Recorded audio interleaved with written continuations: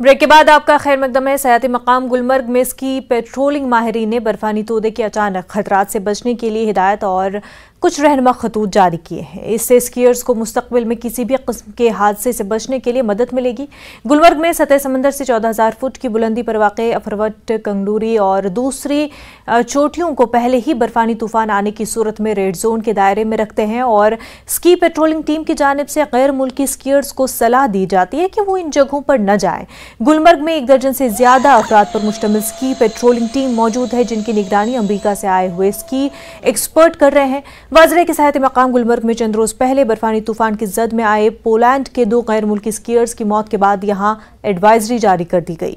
गुलमर्ग के अफरवट पर पहुंचकर हमारे नुमाइंदे मुनीर हुसैन हुरा ने पेट्रोलिंग माहिर मेराजुद्दीन से खास बातचीत की। आइए देखते हैं।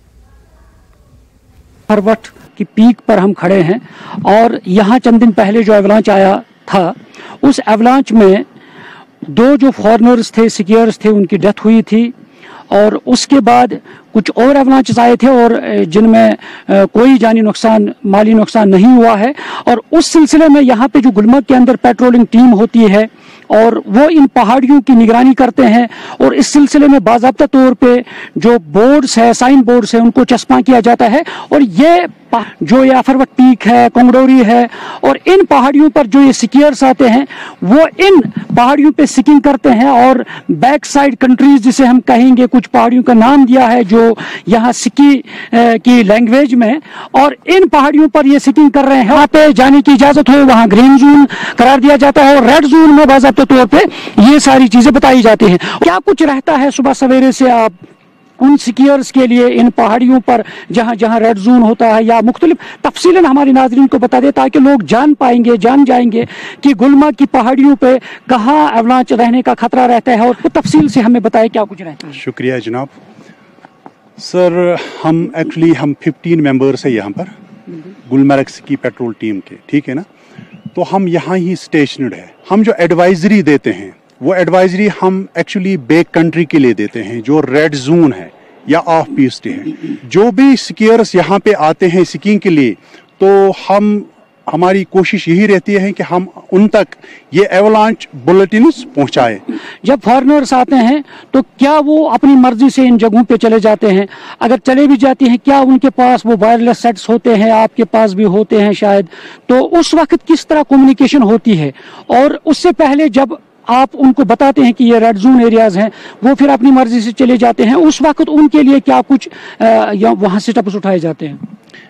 सर, ये जो ग्रीन जोन है, जब हम एवलांच मिटिगेशन करते हैं तो जितने भी फॉरेनर्स या डोमेस्टिक स्कीयर्स होते हैं यहाँ पर, वो पहले यहाँ ही टेस्ट करते हैं। 1 रन एटलीस्ट वो 1 रन यहाँ ग्रीन जोन में स्कीइंग करते हैं। उसके बाद वो प्रेफर करते हैं कि हम बाहर जाएं। बाहर कहाँ कि बैक कंट्री में, रेड जोन में, वो प्रेफर करते हैं कि वहाँ वो इसलिए यहाँ आते हैं।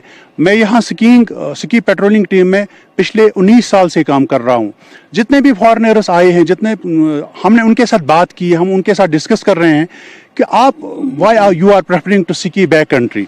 तो वो लोग यही कह रहे हैं कि हम आए हैं द एडवेंचर्स के लिए, थ्रिलिंग के लिए, हम प्रेफर कर रहे हैं कि हम वहाँ ही स्कीइंग कर ले। और ये जो फॉरेनर्स आते हैं उनके पास भी ये एक रेडियो सेट होता है, वो इस तरह का रेडियो सेट होता है, वो फॉरेनर्स भी कैरी करते हैं और यहाँ के जो लोकल गाइड्स हैं वो भी कैरी करते हैं। अगर कहीं बैक कंट्री में कोई भी एक्सीडेंट होता है तो हमें इस फ्रीक्वेंसी पे मैसेज देते हैं कि फलां जगह पे एक्सीडेंट हुआ है या एवलांच हुआ है या किसी को लगी है, तो फिर हम अप्रोच करते हैं जहाँ पे ये एक्सीडेंट या एवलांच होता है। तो जब आपको मैसेज मिलती है तो उस वक्त आपकी टीम कैसे वहाँ पे रेस्क्यू करने के लिए जाते हैं? किस तरह की पहल वो रहती है बर वक्त पहुँचने में? जब भी कोई ऐसा मसला होता है, इंसिडेंट या एक्सीडेंट या एवलांच, हमारे 2 बंदे वहाँ रोटेशन बेस पे G4 पे रहते हैं। तो पहले हम उन्हीं को ये इन्फॉर्म करते हैं रेडियो पे कि अभी एवलांच आया है या कोई एक्सीडेंट हुआ है, आप बिल्कुल तैयार रहिए। जो स्कीयर्स होते हैं उनको पता नहीं होता एवलांच किस साइड में हुआ है, इसलिए हम उनको रोकते हैं वहाँ पर। हम वहाँ उस वक्त पुलिस को भी लेते हैं, वहाँ पर टूरिस्ट पुलिस है या जेके पुलिस है, तो वो हमें बहुत मदद करते हैं उस वक्त उनको रोकने में, तब तक जब तक हम उनको सर्च एंड रेस्क्यू करते हैं जो एवलांच पे फंस जाते हैं। मुझे उसमें क्या क्या इक्विपमेंट्स रहते हैं? जब बर्फ के नीचे कोई दब जाता है تو آپ کے پاس کوئی ایکوپمنٹس بھی ہوتے ہیں تاکہ پتہ چل پائے کہ کہاں یہ سکیئر کہاں دبا ہوا ہے برف کے نیچے؟ ہمارے پاس ایک اکوپمنٹ ہوتا ہے، اس کو ہم بولتے ہیں ٹرانسیور، وہ ہمارے ہر وقت ہمارے ساتھ ہی رہتا ہے، اور جو بھی سکیئر یہاں آتا ہے وہ اس کے لیے مینڈیٹری ہے، اس کو وہ ٹرانسیور ہونا چاہیے۔ اگر کسی کے پاس ٹرانسیور نہیں ہے اور وہ ایولانچ کے نیچے دب گیا تو امپاسبل ہے اس کو ریکور کرنا۔ اگر گیسٹس جو یہاں پر سکینگ کے لیے آتے ہیں، اگر وہ ایولانچ بلیٹنز یا ایڈوائزری فالو کریں گے، میں کہتا ہوں کہ کچھ بھی نہیں ہوگا۔